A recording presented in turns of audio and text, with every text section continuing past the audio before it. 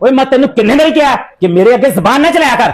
जे तू हुण बकवास की ना तो मैं तेन घरों कढ़ देना। माजिद मैं तो तुहानू बस यही कहा कि मेरी तबीयत नहीं ठीक ते तुसी बाहरों रोटी खा लो ते तुसी मैनू मारना शुरू कर दिता है।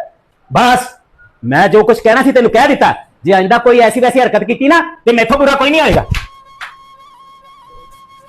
और जवान तू आजा आजा। की गल खैर है, परेशान जा लगदा? ਉਹ ਕੁਛ ਨਹੀਂ ਯਾਰ, ਬਸ ਵੈਸੇ ਹੀ। तो देख यार, जे कोई परेशानी है ना तो दस मैनू। ओए दुख वंडन नाल ही घटदे हुंदे आ। ਉਹ ਯਾਰ ਅੱਜ ਤੇਰੀ ਭਰਜਾਈ ਨੂੰ ਫੌਤ ਹੋਏ 2 ਸਾਲ ਹੋ ਗਏ ਆ, ਉਹਦੀ ਬੜੀ ਯਾਦ ਆ ਰਹੀ ਆ।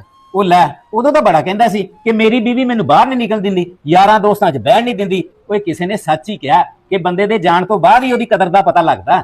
ਉਹ ਬਈ ਆਹੀ ਤਾਂ ਮੈਂ ਤੈਨੂੰ ਸਮਝਾਉਣਾ ਚਾਹ ਰਿਹਾ।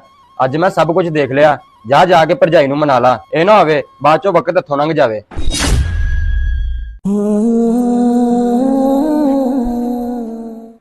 मुस्कान, मैनू माफ कर दे। मैं आइंदा कदी तेरे नाल ऐसी बदतमीजी नहीं करांगा।